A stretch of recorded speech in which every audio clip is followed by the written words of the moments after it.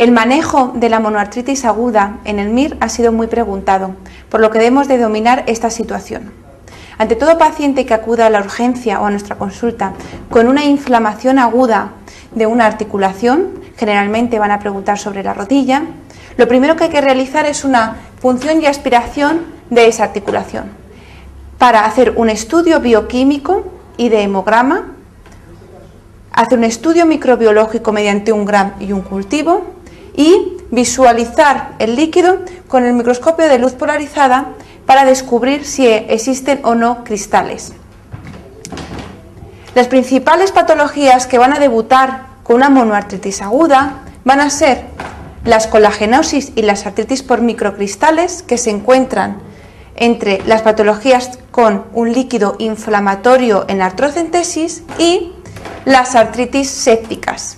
Sin embargo, a modo didáctico, en este esquema he incluido también las artritis mecánicas, que nunca se van a presentar en la urgencia como monoartritis.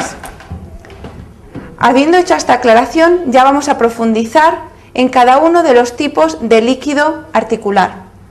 En el líquido de la artritis mecánica, representada por la artrosis y por las artritis postraumáticas, vamos a encontrar un predominio de células mononucleares, al igual que el líquido normal articular.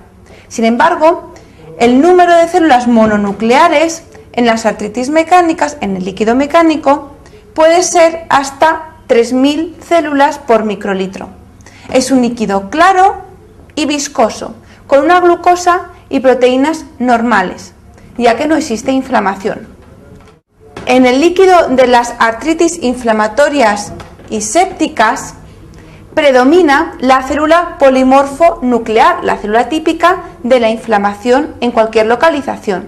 Sin embargo, en las afecciones inflamatorias, es decir, artritis microcristalinas y las artritis de las colagenosis, artritis reumatoide y lupus, el número de células polimorfonucleares es inferior al obtenido en el líquido séptico. En el líquido séptico, característicamente, vamos a superar las 50.000 células por microlitro.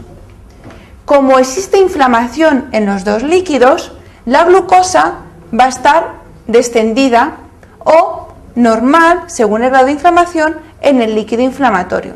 Las proteínas van a estar elevadas en los dos tipos de líquidos y la viscosidad siempre va contraria al predominio de polimorfo nuclear, es decir, en un líquido donde hay predominio de polimorfo nuclear, es decir, un líquido purulento, no es viscoso, y al revés, un líquido no purulento, como es el del líquido mecánico, es viscoso.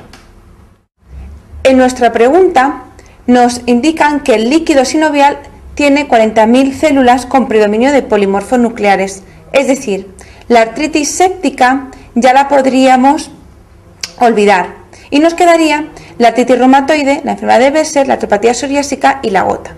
Sin embargo, nos dicen que nuestro paciente no tiene ningún antecedente previo de interés.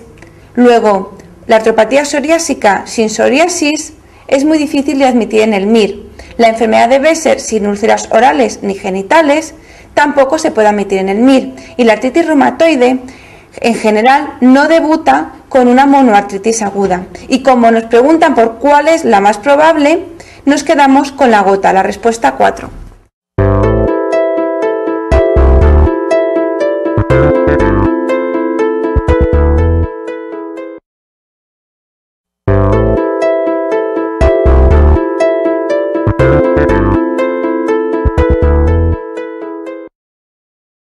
Esta pregunta hace referencia a la clínica de la hiperuricemia. Como veis, en esta flecha esquematiza qué es lo que ocurre con un paciente que presenta elevación del ácido úrico con el tiempo.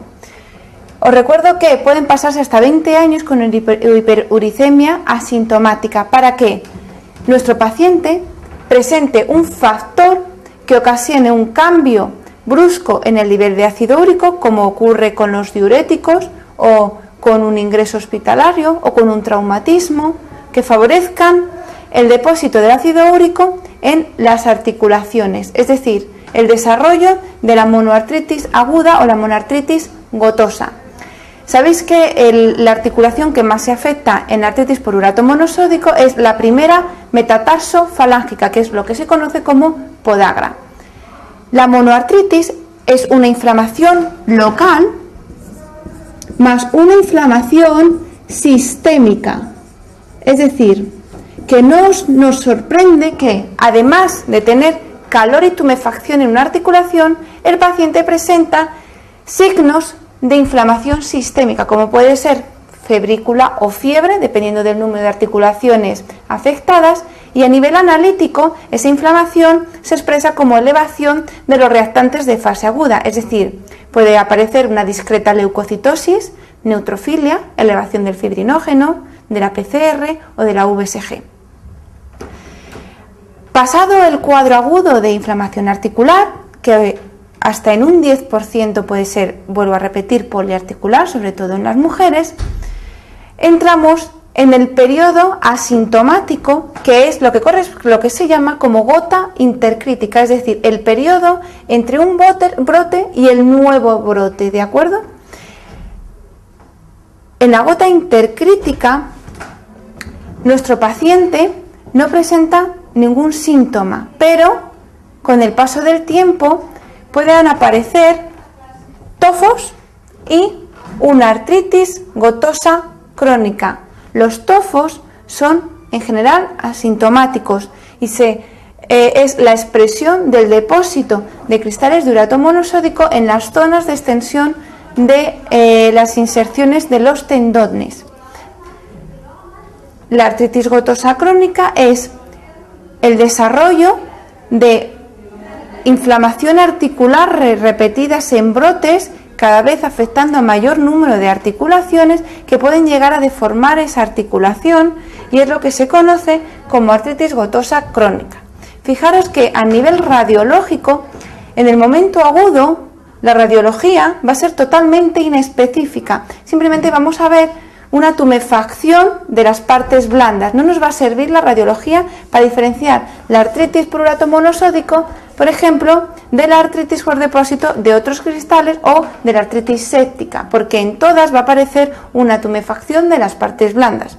Sin embargo, ¿qué es lo que ocurre con el tiempo? Que el depósito del cristal de urato monosódico produce una destrucción del hueso que existe a su alrededor, y por eso se ve en las articulaciones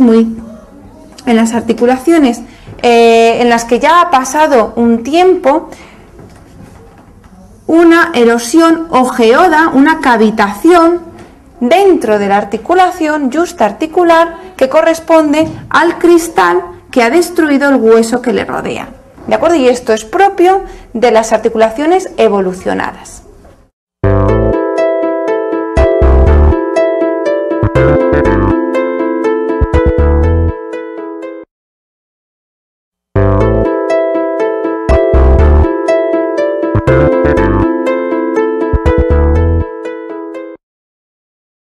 Esta pregunta hace referencia a la clínica de la hiperuricemia y de la artritis por urato monosódico. Voy a hacer por orden cronológico lo que sería la clínica de un paciente que se presenta a nuestra consulta con una elevación de ácido úrico.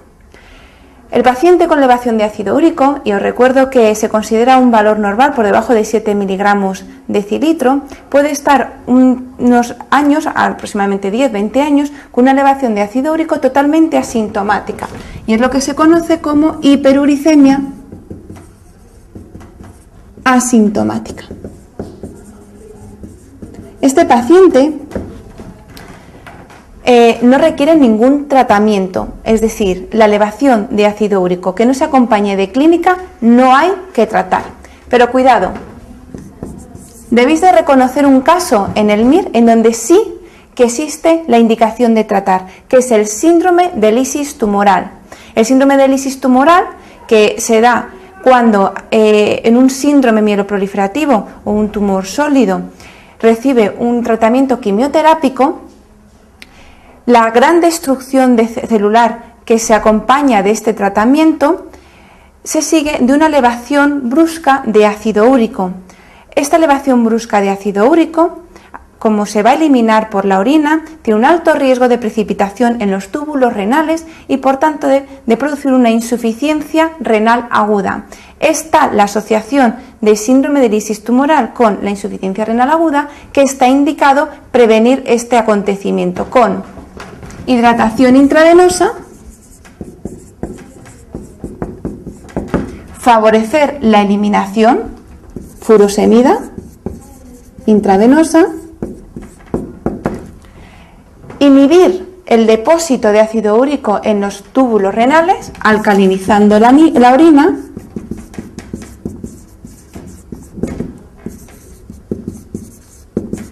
y inhibiendo la síntesis de ácido úrico mediante el tratamiento con halopurinol. Volviendo a nuestro paciente, que le vemos de forma repetida en la consulta, imaginaros que a este paciente, por la razón que sea, se le empieza a tratar con diuréticos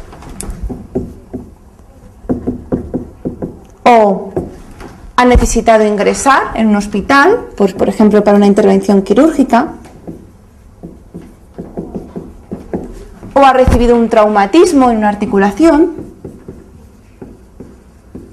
Es decir, tenía una elevación de ácido úrico a la que se le ha asociado un factor desencadenante, un factor que ha favorecido la precipitación de ese ácido úrico en forma de cristales. Esto es lo que va a originar la clínica de monoartritis aguda.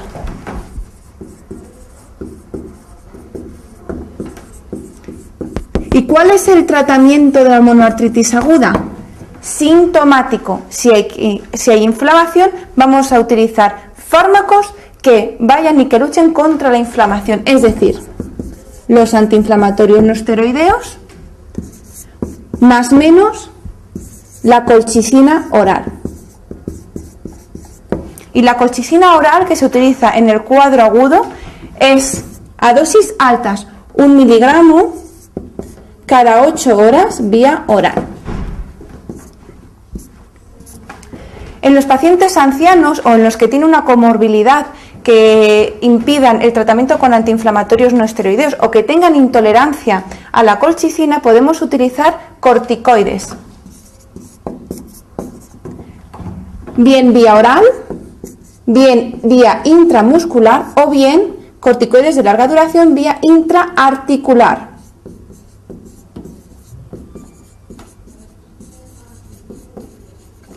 Cuidado, fijaros que si nosotros ponemos un glucocorticoide intraarticular sin haber descartado que la artritis sea séptica, podemos favorecer el desarrollo o la extensión de esa infección. Luego siempre es necesario haber descartado y haber hecho un diagnóstico de confirmación de lo que nos encontramos es ante una artritis por microcristales cuando decidimos utilizar glucocorticoides intraarticulares. ¿Cuánto tiempo vamos a dejar el tratamiento sintomático? Pues lo dejaremos hasta 3-4 días después de que la inflamación haya cesado, ¿de acuerdo? Y luego se retira, excepto la colchicina. ¿Por qué? Porque la colchicina es el tratamiento de prevención de que nuestro paciente vuelva a hacer otro depósito de cristales, es decir, de que vuelva a tener otro nuevo brote articular. Colchicina como tratamiento preventivo de las crisis monoarticulares o poliarticulares de urato monosódico a dosis bajas, 1 miligramo cada 24 horas vía oral. ¿Y durante cuánto tiempo? Pues bueno, según los textos, varios meses. En unos dicen de 3 a 6 meses, otros de 6 meses a 12 meses, es decir, 1 año. Luego, de media pondré 6 meses. 6 meses en los que mi paciente debe de permanecer asintomático, sin nuevos brotes clínicos. Y cuando mi paciente ha permanecido 6 meses de media asintomático es cuando nos planteamos el tratamiento hipouricemiante, es decir, el tratamiento que disminuya los niveles de ácido úrico. ¿Y por qué hemos esperado tanto tiempo en introducir un fármaco que disminuya los niveles de ácido úrico? Porque la disminución brusca de los niveles de ácido úrico favorece el depósito de cristales de urato monosódico. ¿De acuerdo? Los cambios bruscos de niveles de ácido úrico favorecen el depósito de cristales de urato monosódico. Por eso hemos preparado a nuestro paciente para que en este momento tenga el menor riesgo de desarrollar otra clínica de artritis, con colchicina. ¿Y cuáles son los fármacos hipouricemiantes? Pues existen dos familias. Una familia, que es la que inhibe la síntesis de ácido úrico, protagonizada con el allopurinol, y otra familia de fármacos que lo que se encarga es de favorecer la eliminación urinaria de ácido úrico, que son los fármacos uricosúricos. Y en nuestro paciente, ¿cuál vamos a utilizar? ¿El inhibidor de la síntesis de ácido úrico, allopurinol, o los fármacos uricosúricos? Pues bueno, entonces lo que nos debemos de preguntar es que ¿cuál es el mecanismo de mi paciente para que eleve el nivel de ácido úrico? ¿Y cómo nos aproximamos a esta pregunta? Midiendo el ácido úrico en orina de 24 horas. Si mi paciente es de los que tienen una elevación en la síntesis de ácido úrico, obviamente va a tener mayor eliminación de ácido úrico por la orina. Luego tendrá más de 700 miligramos al día de ácido úrico en la orina. Si mi paciente es de los que tienen un defecto en la eliminación urinaria de ácido úrico, tendrán menos de 700 miligramos de ácido úrico en orina de 24 horas. Si mi paciente es de los que tienen más de 700 miligramos al día de ácido úrico, le tendré que dar un inhibidor de la síntesis de ácido úrico, es decir, estará indicado el tratamiento con allopurinol.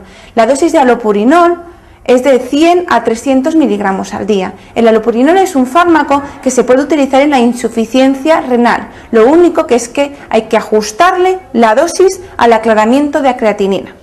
Si mi paciente es de los que se encuentran en el segundo grupo, es decir, de los que tienen menos de 700 miligramos de ácido úrico en la orina, los fármacos que estarán indicados son la sulfimpirazona, la benzopromarona y el probenecid. Estos son fármacos que no se pueden dar en tres casos. Están contraindicados en la insuficiencia renal, en la presencia de tofos y cuando nuestro paciente tiene antecedentes de nefrolitiasis. En estos tres casos, el único fármaco de alternativa es el allopurinol. Por eso, en la práctica clínica en general, casi todos los pacientes que tienen hiperuricemia sintomática, es decir, que tienen hiperuricemia con artritis o con antecedentes de nefrolitiasis, van a recibir el allopurinol.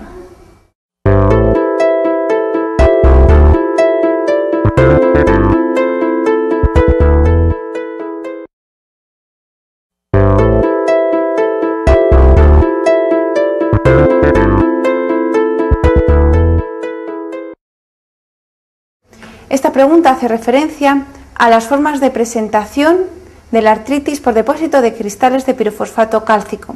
La artritis por depósito de cristales de pirofosfato cálcico se puede presentar de tres formas: de forma esporádica, de forma familiar y asociada a una endocrinopatía. La forma esporádica es la más frecuente, es la que aparece principalmente en gente mayor.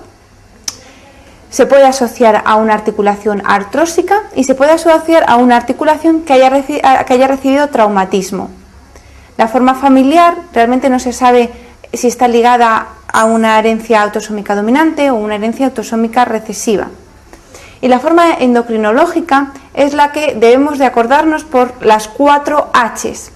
Si mi paciente es un paciente de menos de 50 años, con una forma poliarticular y severa, debemos de sospechar que se encuentre relacionado con o una hemocromatosis, o un hiperparatiroidismo, una hipofosfatasia, o una hipomagnesemia, o en algunos casos, algunos textos también incluyen el hipotiroidismo.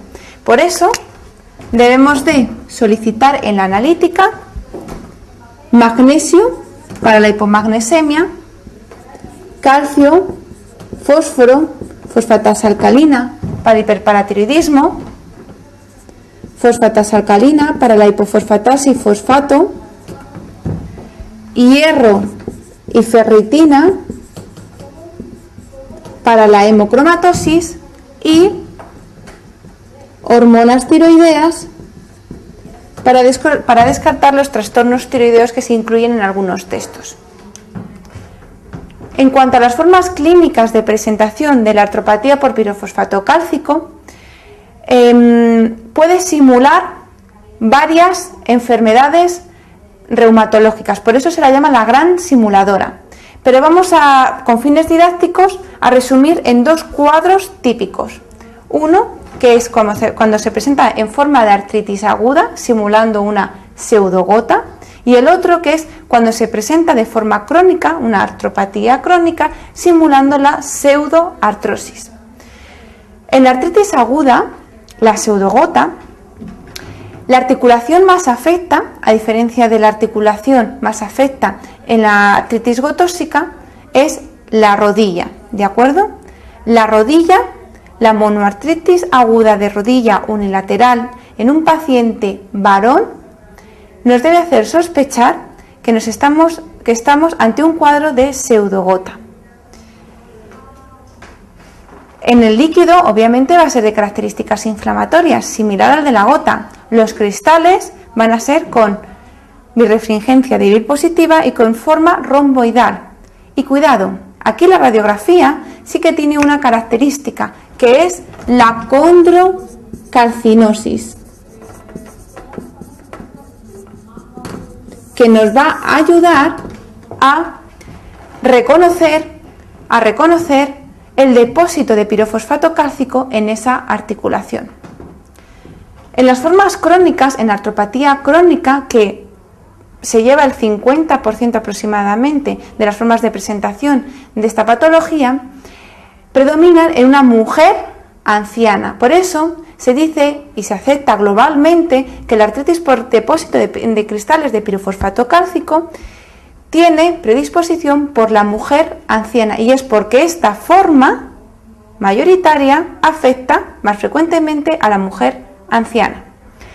¿Y por qué se llama pseudoartrosis? Porque al igual que en la pseudoartrosis se afectan mucho las manos, pero cuidado, las articulaciones que más se afectan en artritis por pirofosfato cálcico son las metacarpofalángicas, que rara vez se afectan en la artrosis. La distribución, además de la afectación articular, es diferente a la de la artrosis. Es una distribución simétrica y progresiva, y con inflamación moderada de las articulaciones, muy infrecuente de ver en la artrosis.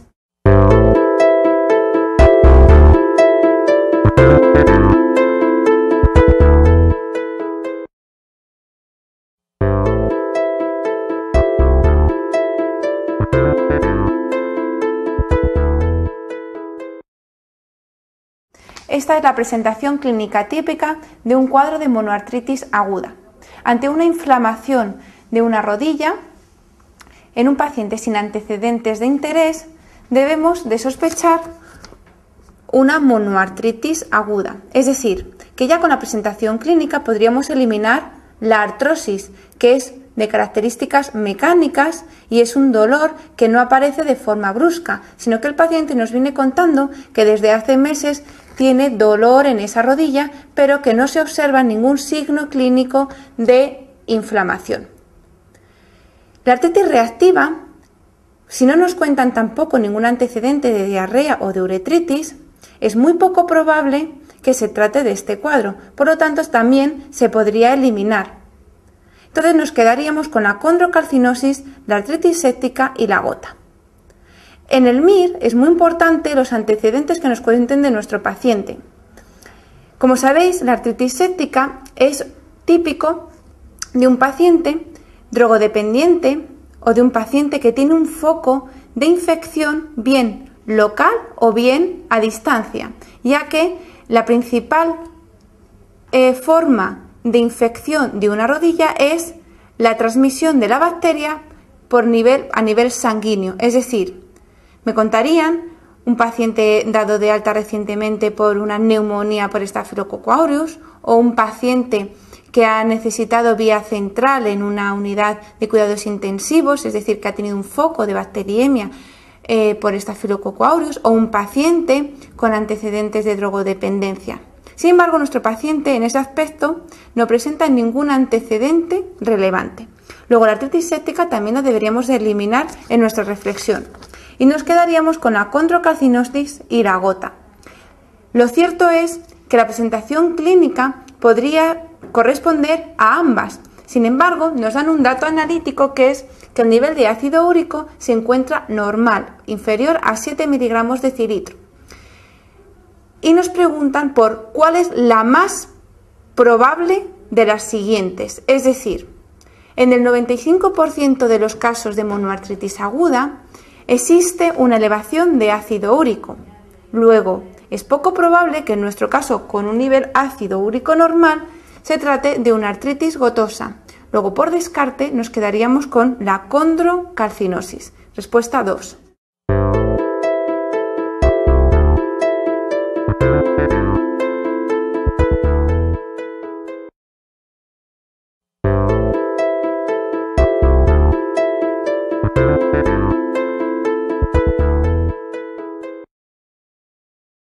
Cuando hablamos de artritis por cristales de pirofosfato cálcico, la verdad es que utilizamos a nivel clínico varios términos que a la hora de realizar el MIR pueden llevar a confusión.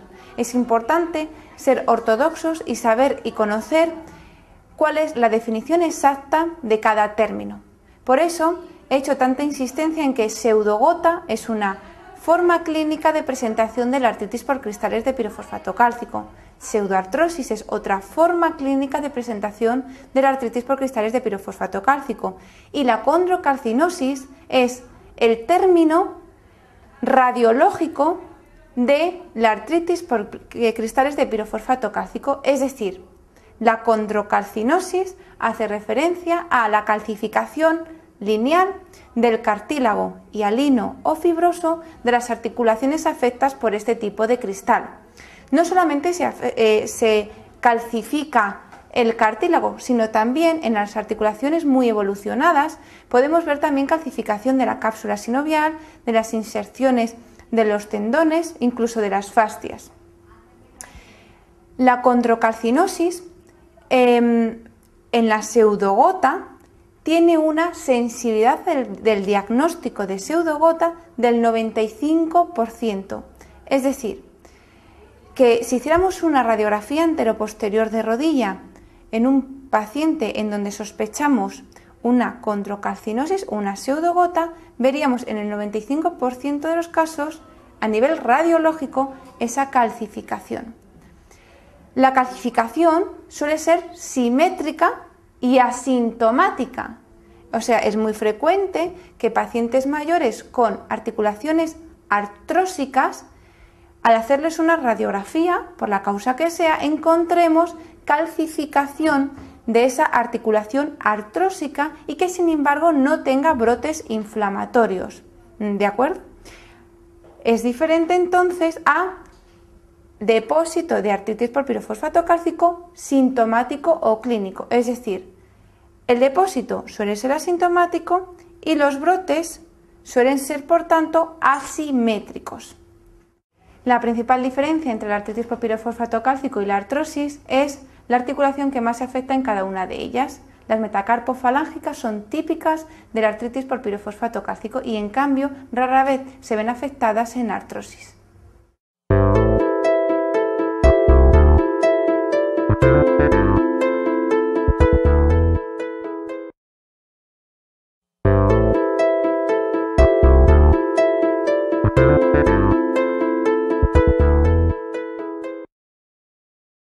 La artritis gonocócica.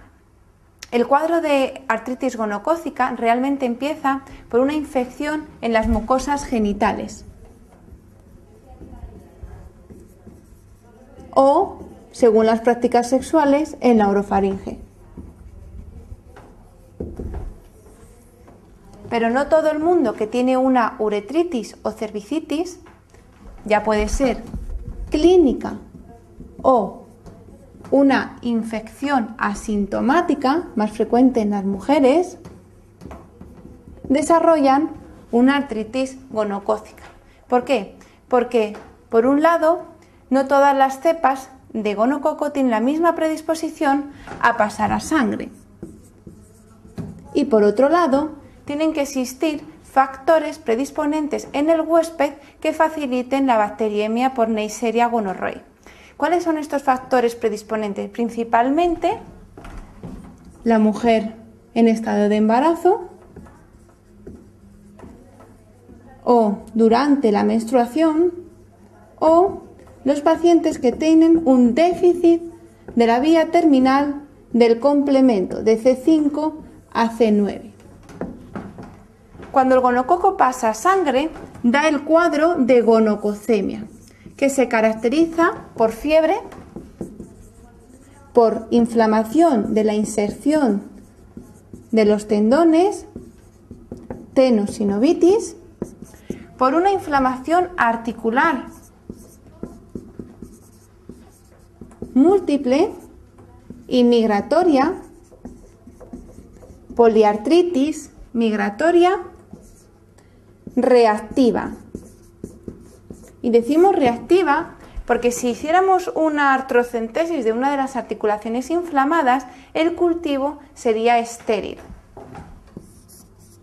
Y una erupción cutánea que se caracteriza por vesículo-pústulas hemorrágicas que predominan en el tronco y en las partes acras del paciente, es decir, sobre todo en las manos y en los pies. Y de la sangre, en la Neisseria se acantona, infecta una articulación, dando el cuadro de monoartritis séptica. Como sabéis, la causa más frecuente de artritis infecciosa en un paciente joven es la artritis gonocócica. ¿Dónde podemos visualizar al gonococo? Pues para el diagnóstico debemos de recoger frotis de la uretra o cervix y de la orofaringe. Cultivos de sangre y cultivo de la artrocentesis. Debo de señalar que la rentabilidad de los cultivos en el caso de la Neisseria gonorrhoeae es muy baja, es decir, es menos del 50% de los casos el cultivo, ya sea de la sangre o del líquido articular, va a ser positivo. Por eso, en la mayoría de las ocasiones, ante el cuadro clínico compatible, se iniciará un tratamiento antibiótico empírico. ¿Y cuál es el tratamiento de la monoartritis aguda por gonococo? El tratamiento es intravenoso o intramuscular con ceftriaxona, 1 gramo al día, durante 7 a 12 días, más drenaje articular. Si además sospechamos que el origen fue una uretritis y no hemos podido descartar la clamidia, deberemos de asociar un tratamiento con doxiciclina para que el paciente no presente posteriormente, al final del tratamiento de la una cefalosporina de tercera, una uretritis posgonocócica.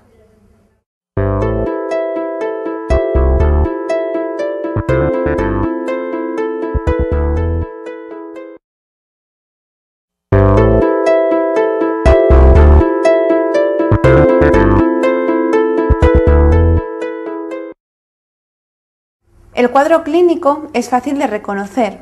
Se trata de un caso típico de artrosis. Un dolor mecánico siempre nos tiene que hacer sospechar de que nuestro paciente tiene una artrosis. El dolor mecánico se caracteriza por un dolor que mejora con el reposo y que aumenta con el ejercicio.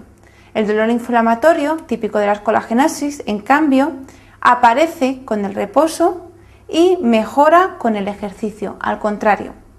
Ante un paciente que presenta un dolor mecánico, crónico y sin signos de inflamación llamativa de visu, nos encontramos ante una artrosis. Una artrosis es un cuadro crónico, por lo tanto, el diagnóstico no es el de la artrocentesis, no es el de la punción y aspiración de esa articulación, salvo que sospechemos que se haya sobreañadido una infección o otro cuadro o otra patología reumatológica, sino que ante la sospecha clínica, el siguiente paso es el de realizar una radiografía de esa articulación en carga. Es decir, el estudio radiológico es con radiografía simple, no es necesario la resonancia o el escáner ante un cuadro clínico típico y no complicado. El tratamiento de la artrosis es tratamiento analgésico, tratamiento de disminución de la carga de esa articulación y el fortalecimiento de los músculos periarticulares, es decir, el vendaje de una articulación está totalmente contraindicado porque lo único que produciríamos sería una anquilosis de esa articulación.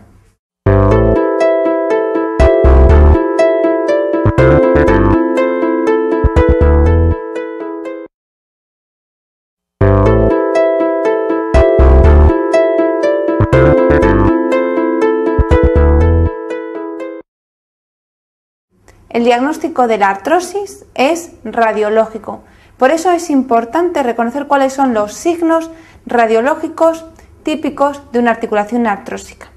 Según evoluciona la patología artrósica, iremos viendo una serie cronológica de acontecimientos que se podrán definir en una radiografía, como son: en primer lugar, lo que ocurre es una disminución de la línea interarticular.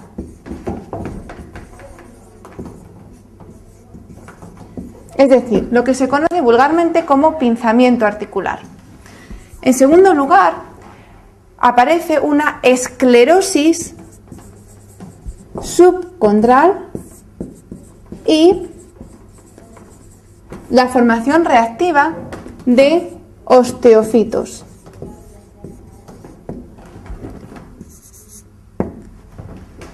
En tercer lugar, van a aparecer unas quistes yustaarticulares conocidos como geodas. Y en cuarto lugar, la deformación articular con el riesgo de luxación articular.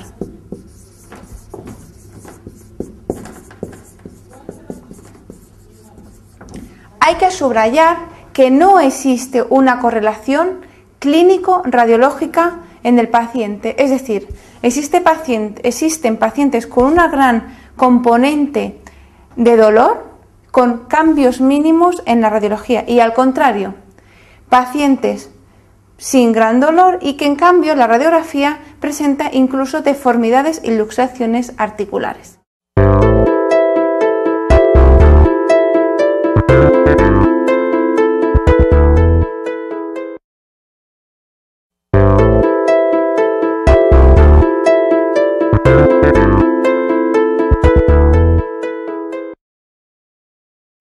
Esta pregunta hace referencia al tratamiento de la artrosis.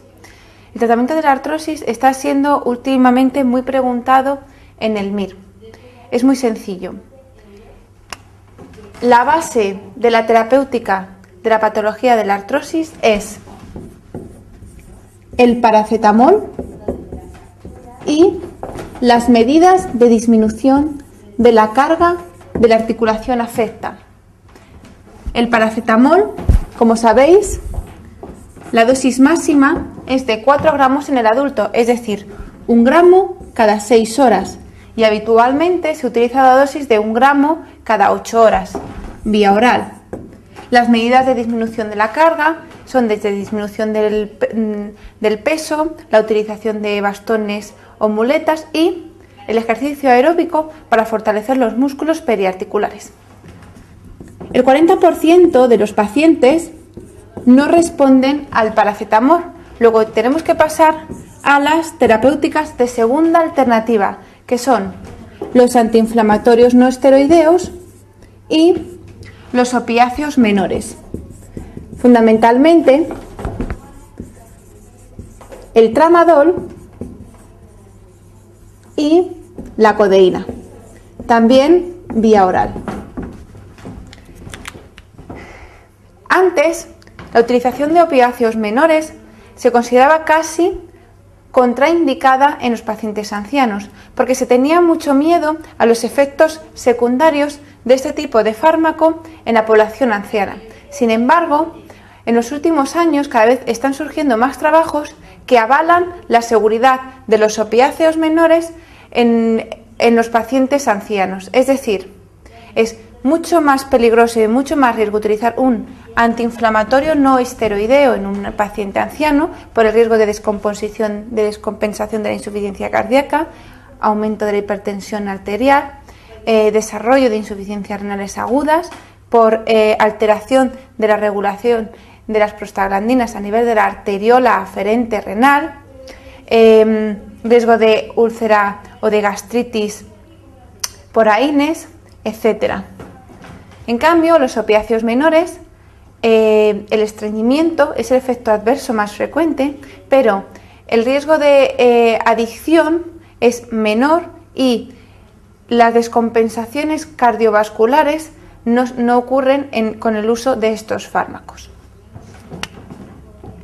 Los antiinflamatorios se pueden utilizar como primera alternativa en un pequeño grupo de pacientes en los que se nos presentan a nuestra consulta con una articulación evolucionada, es decir, cuando el paciente se presenta con derrame o con signos de derrame articular, está indicado el uso de antiinflamatorio, porque ya podemos suponer que existe un componente de inflamación local a nivel de la articulación afecta. Otras terapias que se pueden utilizar y que también han sido avaladas en ensayos clínicos son los AINES tópicos, la capsaicina tópica, que es un rubefacciente, las infiltraciones de corticoides intraarticulares,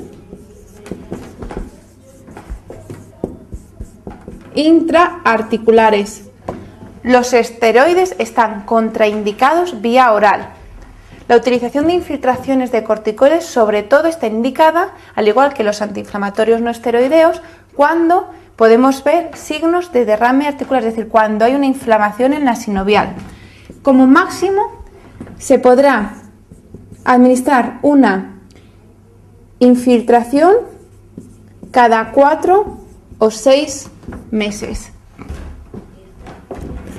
Otro grupo de fármacos nuevos son los fármacos modificadores de los síntomas de acción lenta.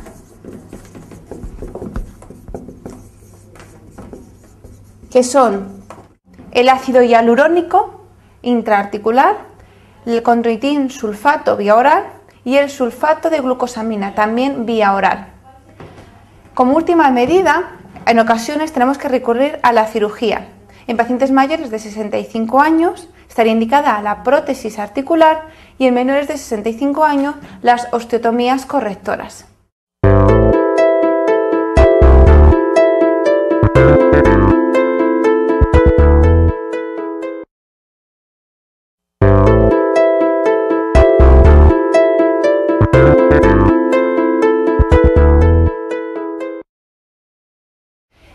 La artritis reumatoide es una de las enfermedades más preguntadas en el MIR y han preguntado desde la etiología hasta las manifestaciones clínicas y el tratamiento. Últimamente están incidiendo mucho en la etiología y en el tratamiento. Por eso no quería perder de deciros y de explicaros la etiología de la artritis reumatoide, que es un poco compleja y farragosa de comprender. Realmente la etiología de la artritis reumatoide está muy ligada a un componente genético. Como sabéis, está ligada al HLA-DR4. Se cree que sobre una base genética existe un estímulo que se desconoce, que incide en la microvasculatura de la articulación sinovial. Esta lesión microvascular produce una activación de las células endoteliales del vaso que produciría un estímulo, una atracción de el infiltrado inflamatorio a esa articulación.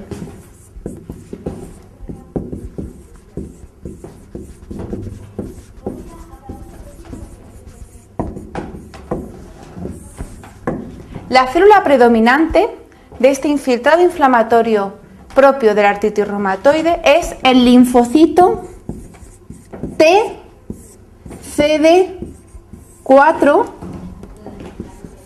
con expresión TH1.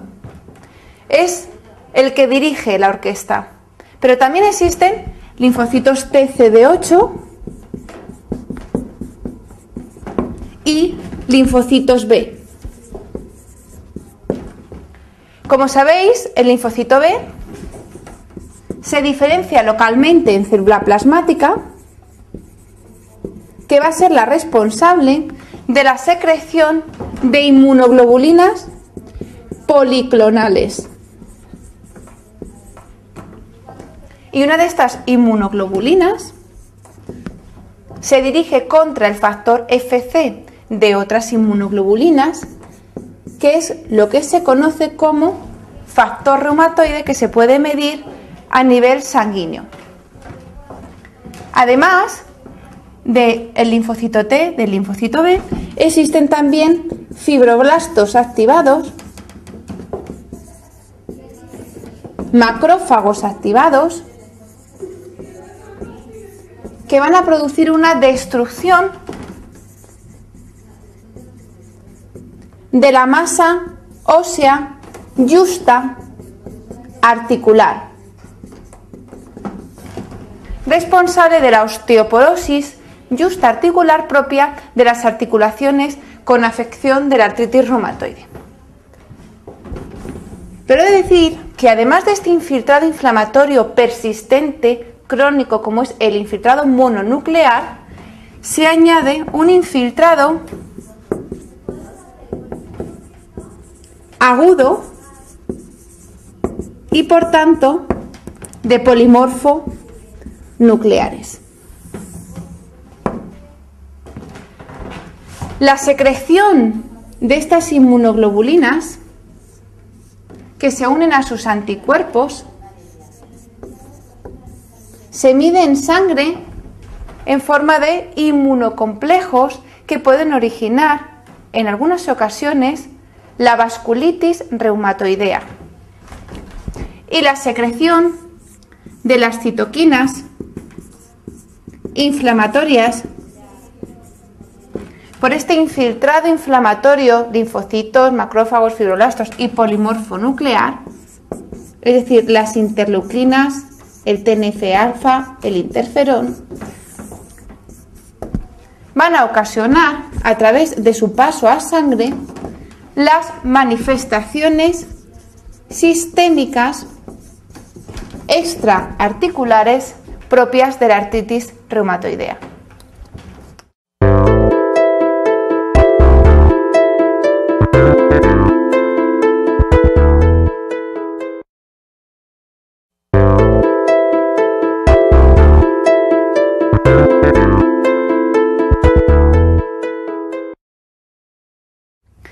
La clínica de la artritis reumatoide se puede dividir en manifestaciones articulares y manifestaciones extraarticulares, y las dos las debemos de conocer perfectamente para el examen MIR. Las manifestaciones articulares de la artritis reumatoide son las que definen los criterios clínicos de la artritis reumatoide, que vienen en el manual y que debemos de conocer a la perfección para el MIR. La artritis reumatoide es una poliartritis simétrica, erosiva, de pequeñas y de grandes articulaciones, con predominio de las manos.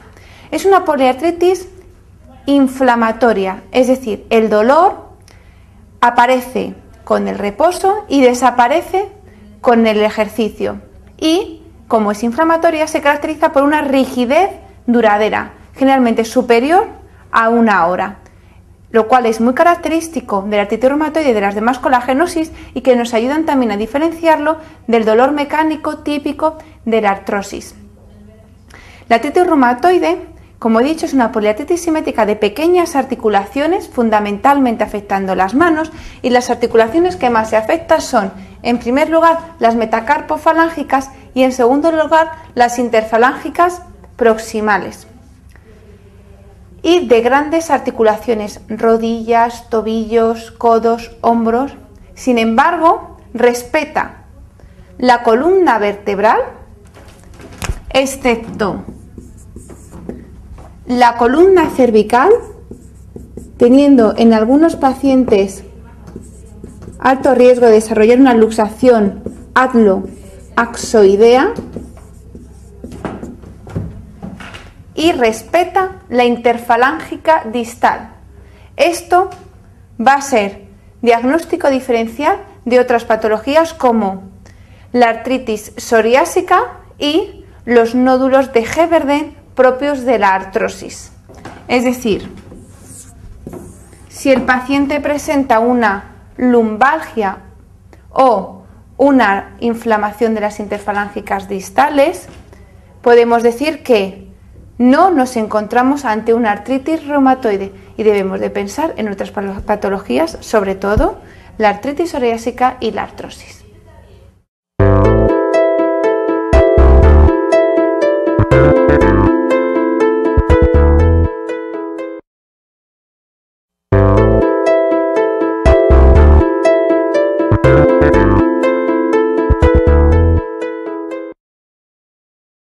Esta pregunta hace referencia a las manifestaciones extraarticulares de la artritis reumatoide. Lo primero que hay que señalar es que las manifestaciones extraarticulares aparecen con más frecuencia en los pacientes que presentan altos títulos de factor reumatoide, es decir, que el factor reumatoide es pronóstico de desarrollar este tipo de manifestaciones, y en el paciente varón. La manifestación extraarticular más frecuente son los nódulos reumatoideos, que además se considera uno de los criterios diagnósticos de artritis reumatoide. Los nódulos reumatoideos aparecen hasta en un 20% de los pacientes que sufren esta patología. En general, simplemente suponen un problema estético y rara vez producen clínica, que suele ser por el desarrollo de compresión de los nervios que discurren a través o por debajo del nódulo reumatoideo. Solamente en esos casos es cuando está indicado la intervención quirúrgica, porque si no, no hay que hacer nada. Los nódulos reumatoideos tienen predisposición por depositarse en las zonas de extensión de las articulaciones.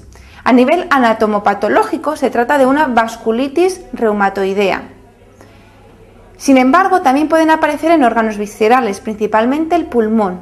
Los nódulos periféricos reumatoideos asociados a la artritis reumatoide, y cuando el paciente además tiene un antecedente de trabajar como minero, es decir, de padecer una neumoconiosis, es lo que se conoce como síndrome de Kaplan. Los nódulos reumatoideos en los pulmones también se pueden cavitar. Otras manifestaciones extraarticulares que debéis de conocer son las manifestaciones pulmonares. En el pulmón podemos reconocer en nuestro paciente una pleuritis con desarrollo de derrame pleural, que generalmente suele ser leve y no ocasionar limitación de la función respiratoria. Característicamente, si hiciéramos una toracocentesis del derrame pleural de un paciente con artritis reumatoide, encontraríamos una disminución de la glucosa y una disminución del complemento, es decir, que tiene características típicas del derrame infeccioso. Otras formas de afectación del pulmón en la artritis reumatoide es la fibrosis intersticial, el desarrollo de bono, es decir, de la bronquiolitis obliterante con neumonía organizativa, como ya he dicho, los nódulos reumatoideos que se pueden cavitar o incluso se pueden fistulizar, y es muy frecuente el desarrollo de hipertensión pulmonar. La afectación cardíaca por artritis reumatoide más característica es la de la pericarditis, que al igual que la pleuritis se caracteriza por poca repercusión funcional y la presencia de una disminución de la glucosa en el líquido de la pericardiocentesis. La afectación ocular en la artritis reumatoide es muy importante. La más frecuente es la keratoconjuntivitis seca, es decir, el síndrome de Sjögren secundario. Otras formas más específicas son la epiescleritis, que es una forma benigna y no dolorosa, y la escleritis, que es una forma maligna y que tiene riesgo de desarrollar una escleromalacia perforante. La afectación del riñón es rara y cuando se afecta es por factores no correspondientes a la patogenia propia de la artritis reumatoide, es decir, el riñón se puede afectar por efectos adversos de los fármacos, por el desarrollo de una amiloidosis secundaria asociada a la artritis reumatoide y rara vez se afecta por la vasculitis reumatoidea, que puede desarrollar una insuficiencia renal aguda. El síndrome de Ferti es un síndrome que se caracteriza por la tríada de artritis reumatoide, neutropenia severa y esplenomegalia. La hepatomegalia no es típica del síndrome de Ferti. Además, en este síndrome pueden aparecer trombopenia, exantema cutáneo, etc. Y la gravedad de este cuadro puede llevar a la muerte, sobre todo por infecciones severas.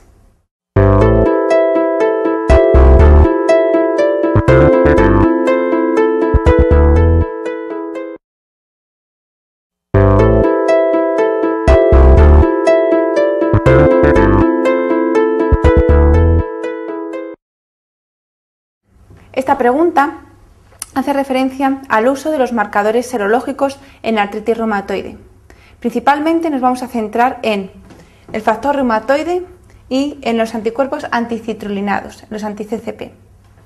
El factor reumatoide, como sabéis, no es diagnóstico, simplemente es uno de los criterios diagnósticos. ¿Y por qué no se considera diagnóstico? Pues porque el valor predictivo positivo es muy bajo, es inferior al 30%, es decir, existen otras enfermedades reumatológicas como el lupus, la enfermedad mixta del tejido conectivo, el Sjögren, que presentan con frecuencia un factor reumatoide positivo. Incluso hasta las infecciones crónicas como el paludismo o la tuberculosis pueden presentar un factor reumatoide positivo.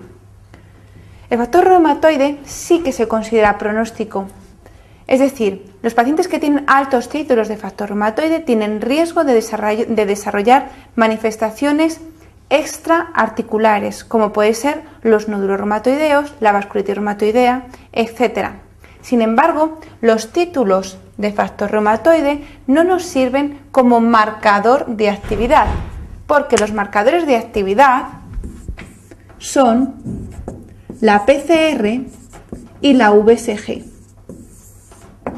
es decir, los reactantes de fase aguda utilizados en otras enfermedades. Los anticuerpos anticitrulinados son los anticuerpos de reciente aparición, aunque su uso ya está extendido en la práctica clínica, y su principal indicación es ante los pacientes que se presentan con una poliartritis temprana, es decir, aquellos pacientes en donde existe una alta sospecha clínica de que van a desarrollar una artritis reumatoide verdadera, pero todavía no ha dado tiempo cronológico a que cumplan los 4 criterios clínicos necesarios para el diagnóstico definitivo de artritis reumatoide. Estos anticuerpos, si son positivos, nos ayudan a reconocer esos pacientes para empezar cuanto antes las nuevas terapias como el metotrexate, ya que se ha visto que la introducción temprana del metotrexate mejora el pronóstico de estos pacientes.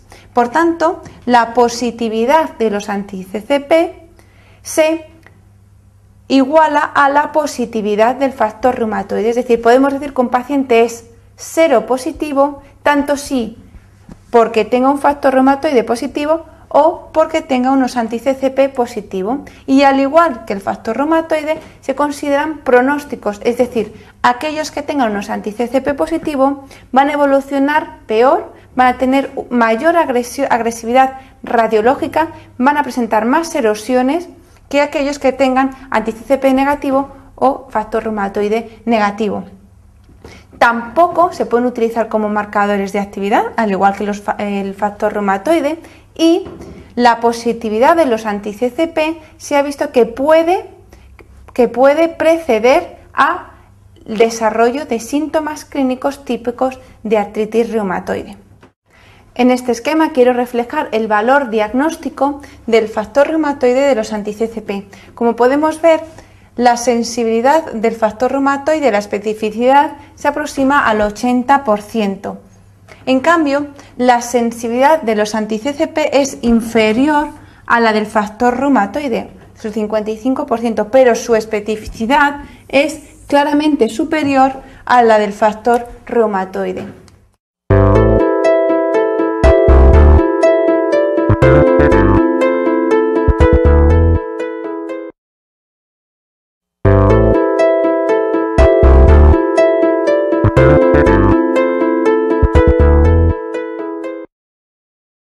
La pregunta 15 trata del tratamiento de la enfermedad de la artritis reumatoide. Es un tema muy importante en el MIR que debemos de conocer. Aquí simplemente me voy a centrar en el protocolo terapéutico de la artritis reumatoide, pero debemos de profundizar más en el manual y conocer también los efectos adversos de cada fármaco. Como sabemos, el manejo terapéutico de la artritis reumatoide se puede resumir en, por un lado, control del brote agudo y por otro lado, control de la patogenia de la artritis reumatoide, es decir, evitar la progresión y evitar nuevos brotes. De inicio, ante el paciente que llega a la consulta con un brote de artritis reumatoide recientemente diagnosticado, está ya indicado añadir al tratamiento sintomático los fármacos modificadores de la enfermedad, es decir, debemos de controlar la inflamación, ya sea con un antiinflamatorio no esteroideo o con esteroides a bajas dosis, entendiendo por esteroides a bajas dosis prednisona o equivalente a 10 miligramos, 20 miligramos como mucho vía oral, añadido al fármaco modificador de la actividad, que de elección es el metotrexate, que se utiliza a la dosis de inicialmente de 10 miligramos a la semana vía oral. Como sabéis, el tratamiento sintomático tiene efecto en el momento que se inicia la pauta. En cambio, los FAME tienen un retraso en el inicio de la acción. El metotrexate es el de efecto más rápido y tarda un mes en hacer efecto. Los fármacos más antiguos, como la sulfasalacina, la de penicilamina, las sales de olo y la leflunomida, tardan hasta 3 meses en hacer efecto. Por eso, de elección, se recomienda el metotrexate. Los FAME más efectivos son el metotrexate, la leflunomida y la sulfasalacina. Cuando este manejo terapéutico fracasa, es decir, cuando el metotrexate fracasa, bien porque sea insuficiente para el control y el paciente tenga una alta progresión radiológica, o bien porque el paciente no tolere los efectos adversos del metotrexate, está indicado añadir otro FAME o cambiar el metotrexate por otro FAME. ¿De acuerdo? La no respuesta a un FAME no quiere decir que no haya respuesta a otro FAME. Los de elección, por supuesto, para combinar o para cambiar son la leflunomida y la sulfasalacina. Cuando no ha habido respuesta a los FAME, entonces está indicado introducir la terapia biológica, es decir, los anti-TNF, los anticuerpos que se dirigen contra el TNF-alfa, que se utilizan intravenosos como el infliximab o subcutáneo como el etanercept. La terapia biológica tiene una gran eficacia clínica y también tiene una gran eficacia en disminuir la progresión radiológica. El etanercept es el único que en los ensayos clínicos no ha demostrado que inhiba la progresión radiológica. El resto han demostrado una alta eficacia también en cuanto a mejorar el pronóstico de estos pacientes. ¿Cuál es el problema de la terapia biológica? El problema son los efectos adversos. ¿Por qué? Porque el paciente tiene alto riesgo de desarrollar infecciones graves, sobre todo la tuberculosis. Por eso, está indicado, ante todo paciente en el que se va a iniciar una terapia biológica, realizar un MANTUS. Si el MANTUS es positivo, realizar una radiografía de tórax para descartar enfermedad tuberculosa. Y si el MANTUS es positivo y existe una infección latente, pero no enfermedad, deberemos de introducir la terapia con isoniazida durante 6 meses para prevenir que nuestro paciente desarrolle una tuberculosis clínica al iniciar el tratamiento con los anti-TNF. Otros efectos adversos que también se han visto son las descompensaciones de la insuficiencia cardíaca, enfermedades desmielinizantes, la positivización de anticuerpos anti-DNADS, pero todavía no se ha demostrado que asocien clínica de lupus, el desarrollo de linfomas y todavía no se ha visto en los ensayos clínicos que aumenten el riesgo de tumores sólidos.